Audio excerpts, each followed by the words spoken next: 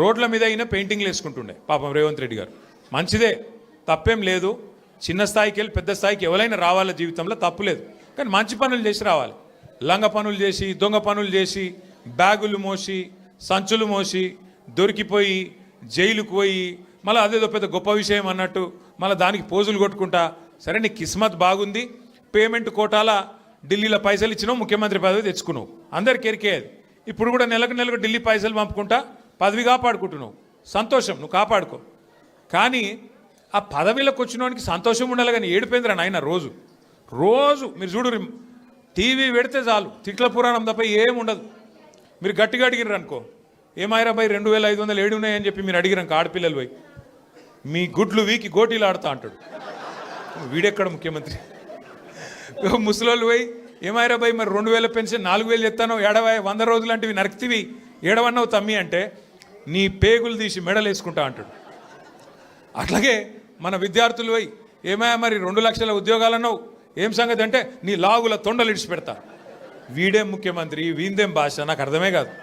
అరే 2 ఏళ్ళకి వెళ్ళి ఏం చేసినవారు అయ్యాను అంటే లాగుల తొండలు ఇడుస్తా, మెడల బేగులేసుకుంటా, గుడ్లు వీకి గోటీలాడతా, నీ అమ్మ నీ అయ్య గీదా భాష. మాకు రాదా భాష? మాట్లాడమంటావా? హైదరాబాద్లో పెరిగినోని నేను. మాట్లాడమంటే ఉర్దూలా, హిందీలా, తెలుగులా, ఇంగ్లీష్లా పొల్లు తిట్టే తెలివి నాకు కూడా ఉంది. మాకు కూడా వస్తుంది భాష. హైదరాబాద్ గల్లీలలో పెరిగిన నేను. నువ్వేడో ఊరికెళ్ళి వచ్చినావు, సరే రా, పర్వాలేదు, నీ అదృష్టం బాగుంది, ముఖ్యమంత్రి అయినావు, చేయి. రోజు ఏడుచుడు ఎందుకు? మేము ప్రతిపక్షంలో ఉన్నాం, నువ్వు అధికారంలో ఉన్నావు. ఇక అంటారు చూడదు సామెత, కనకపు సింహాసనం మీద శునకం కూర్చోబెట్టినట్టు నిన్ను ఆడ కూర్చోబెట్టిన పాపానికి రోజు అరుసుడే. రోజు అరిసి నిన్న మొన్న కొడంగల్లో చూసిన. కొడంగల్లో ఆయన సర్పంచులు గెలిపించుకున్నాడంట. గెలిపించుకుంటే సంతోషంగా బువ్వ పెట్టాలి, 4 మంచి మాటలు చెప్పాలి, ఇక రాష్ట్రంలో ఉన్న పల్లెలకు ఫలానా చేస్తా, నేను ముఖ్యమంత్రి అని చెప్పాలి. రోజు అరుసుడు. నాకైతే డౌట్ వస్తున్నది, ఎంత ఒరులుతున్నాడు, ఎంత అరుస్తున్నాడు అంటే ఆ గీతమ్మ ఉన్నది ఆయన భార్య, ఆమె చెప్తున్నా నేను తల్లి గీతమ్మ జల్దీ కట్టే, లేకపోతే ఆయన ఎవరైనా కరిసినా కరుస్తాడు వీడు. ఎందుకంటే ఇప్పుడు రోజు అరిసి పిచ్చిలేసిపోయేటట్టున్నది, కరిసేటట్టు తయారైంది రోజుకు. నేనేమంటున్నా అంటే ఏనుగు పోతుంటే మస్తు జంతువులు మొరుగుతుంటాయి, నక్కలు, కుక్కలు. మనం పెద్ద పట్టించుకునే అవసరం లేదు. మనం ఒకటే, కేసీఆర్ లాంటి ఏనుగు ఆయన ఎంత స్థాయి మనుషులు నేను మీకు చెప్పాల్సిన అవసరం లేదు. ఇవాళ ఆయన తిడుతా ఉన్నాడు తెల్లారలేస్తే. ఒకరోజు ఆయన చచ్చిపోవాలని కోరుకుంటాడు, ఇంకో రోజు ఆయన కాలు ఇరిగింది అంటాడు, ఇంకో రోజు ఇంకేదో అంటాడు. అరే అయ్యా, నువ్వు ముఖ్యమంత్రివి, చెయ్యి. నువ్వు శపథాలు చేస్తున్నావు కదా, కేసీఆర్ను మళ్ళీ లేకుండా చేస్తా, మళ్ళీ రాకుండా చేస్తా అంటున్నావు కదా.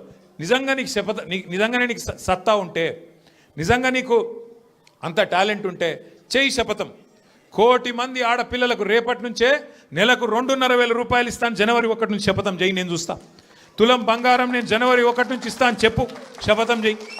చెప్పు 4,000 పెన్షన్ సంక్రాంతికి వెళ్ళి ఇస్తా, 2 ఏళ్ళకి వెళ్ళి తప్పించుక తిరిగిన దొంగను నేను, కానీ ఇప్పుడు ఇస్తా సంక్రాంతికి వెళ్ళని చెప్పు దమ్ముంటే. గా శపథాలు చేయి.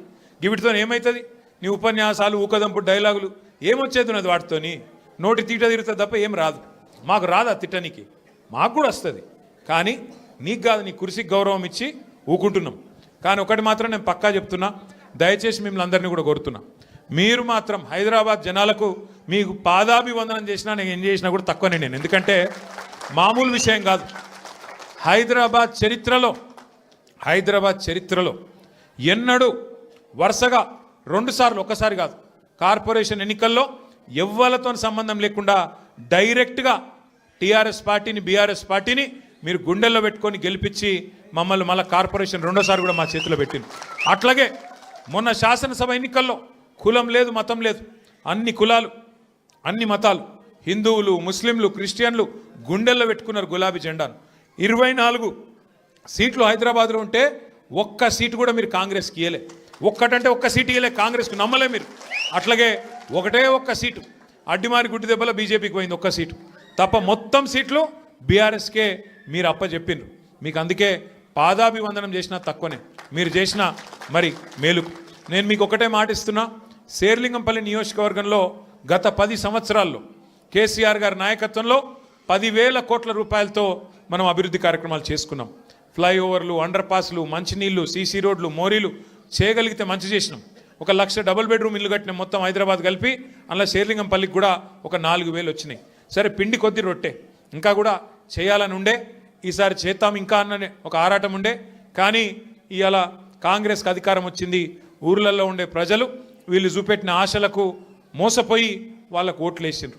ఓట్లేసిన వాళ్ళే ఇవాళ బాధపడి సర్పంచ్ ఎన్నికలు వస్తే మళ్ళా మంచిగా కాంగ్రెస్కు బుద్ధి చెప్పి 40% దాకా సర్పంచులు మనోళ్ళని గెలిపించినారు.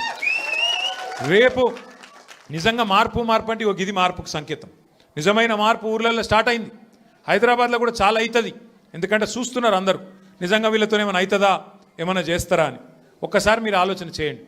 ఎట్లున్నది ప్రభుత్వం ఇవాళ. రెవెన్యూ మంత్రి కొడుకేమో గుండగాళ్ళని వేసుకపోయి ఇవాళ భూముల మీద పడ్డాడు, భూములలో పడి కబ్జాలు చేస్తున్నాడు.